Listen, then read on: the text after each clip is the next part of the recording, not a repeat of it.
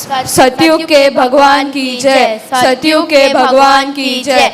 हम चौथे आरे से आए हैं। कलयुग के भगवान की जय, कलयुग के भगवान की जय। हम लोग 5वें आरे से आए हैं।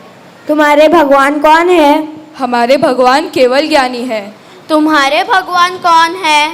हमारे भगवान डिजिटल है, जैसे लैपटॉप, मोबाइल और टीवी।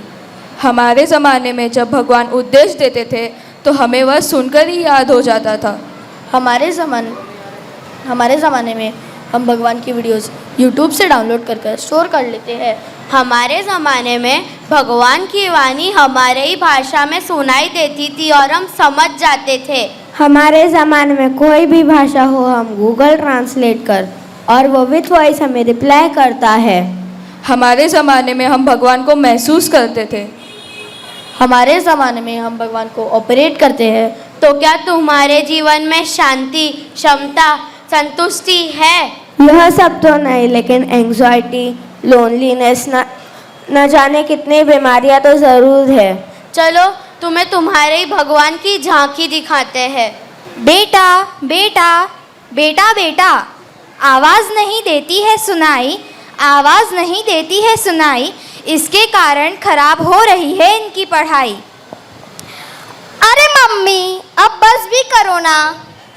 चढ़ता रहता है पूरे दिन इनका टेम्पर, चढ़ता रहता है पूरे दिन इनका टेम्पर, न जाने क्यों है इन बच्चों में इतना एंगर।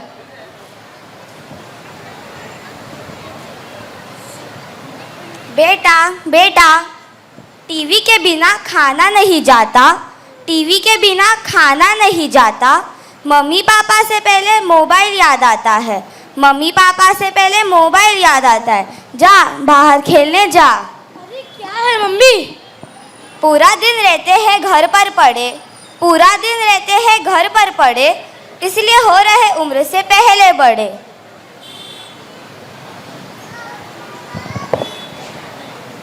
यह हालत सिर्फ बच्चों की नहीं हो रही है खराब, यह हालत सिर्फ बच्चों की नहीं हो रही है खराब। डिजिटलाइजेशन ने तो बड़ों की ज़िंदगी भी फंसी हुई है, डिजिटलाइजेशन में तो बड़ों की ज़िंदगी भी फंसी हुई है। इंसोमैनिया, फ्रोजन शोल्डर, बैक एक, हेड एक, ना जाने कितनी बीमारियों का करना पड़ रहा है सामना, ना जाने कितनी बीमारियों का करना पड़ रहा है सामना। फिर भी सच्चाई का कोई नहीं देख रहा है आईना।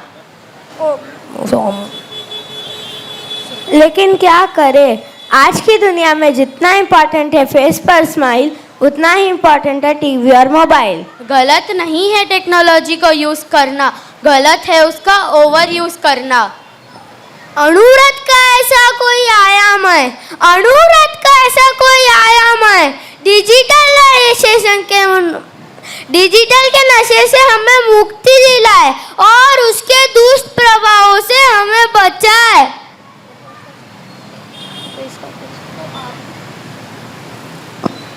तो आप ही इसका कुछ सॉल्यूशन बताएं। लो मैं आ गया आप सबका सॉल्यूशन बनके। मेरा नाम है डिजिटल डिटॉक्स। ये क्या होता है डिजिटल डिटॉक्स और इसे यूज कैसे करते हैं? आजकल जो इन बच्चों और बड़ों में मोबाइल और टीवी का नशा चढ़ा है, मैं उसे कम कराने आया हूँ। आजकल लोग अपना कीमती समय इन मोबाइल, टीवी, लैपटॉप इन सब पे वेस्ट कर देते हैं, जिसका कोई मतलब ही नहीं है। इसीलिए मैं उन्हें डिटॉक्स बनाने आया हूँ। डिजिटल डिटॉक्स को अपनाने के लिए आपको उसकी तपस्या करनी है। तपस्या तो मुझसे होती ही नहीं है, मुझे तो सपने भी खाने के आते हैं। अरे ऐसी नहीं है डिजिटल डिटॉक्स की तपस्या, बस तुम्हें मोबाइल और टीवी की नौकारसी, रात्रि सोगन, उपवास, बस यही करना होगा। यही तो प्रॉब्लम है, मुझे मोबाइल देखे बिना तो नींद ही नहीं आती। स्पेशली अलार्म लगाते वक्त मैं तो फ़ोन स्क्रॉल ही करती रहती हूँ, इतनी अच्छी रील्स होती है।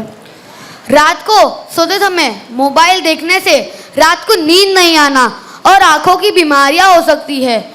और बात रही अलार्म की, वो तो तुम अलार्म क्लॉक में भी लगा के सो सकते हो। एवरी सैटरडे नाइट हमारे घर पे मूवीज़ और सीरीज़ चलती है।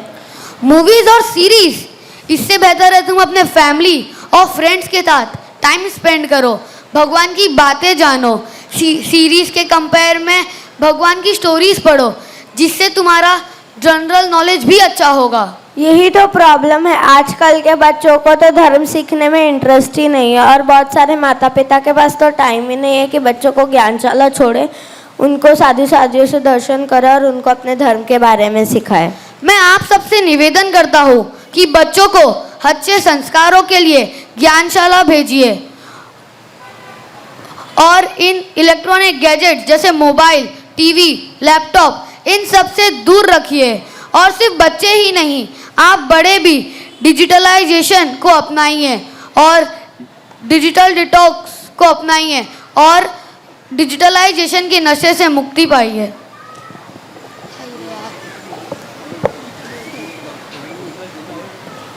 चौथे आरे में जब इंसान कल्पवृक्ष के नीचे बैठता था, उसके मन की सारी इच्छाएं पूरी हो जाती थी।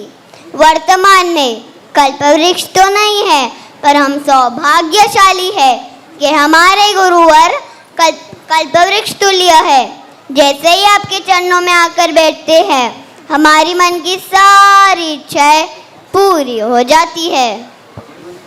अच्छा, तो ये 5वां आरा चालू है, वो चौथा आरा था। कब से बोल रहे चौथा आरा 5वां आरा? पता है, आज सुबह से मैंने तो पूरे वसई में सुना है चौथा आरा चल रहा है। मेरी मम्मी भी बता रही थी कि आचार्य श्री महाशमन जी भी आए हैं, वे चौथे आरे के हैं। वो भगवान महावीर के प्रतिनिधि है। वो जाते हैं, चौथा आरा अपने आप बरसने लगता है। आज पूरे वसई में खुशी की लहर है। जैसे चौथे आरे में कोई दुख नहीं होता है, वैसे ही आज पूरे वसई में खुशी की लहर चल रही है। जैसे भगवान महावीर का संवत्सरण होता था, वैसे ही आज हमारे यहाँ आचार्य श्री महाशमन जी का संवत्सरण हो रहा है। ऐसा लग रहा है यही चौथा आरा है। गुरुवर हमारी अर्जी मानो, गुरुवर हमारी अर्जी मानो, हर 5 वर्ष में मुंबई आकर हमें संवारो।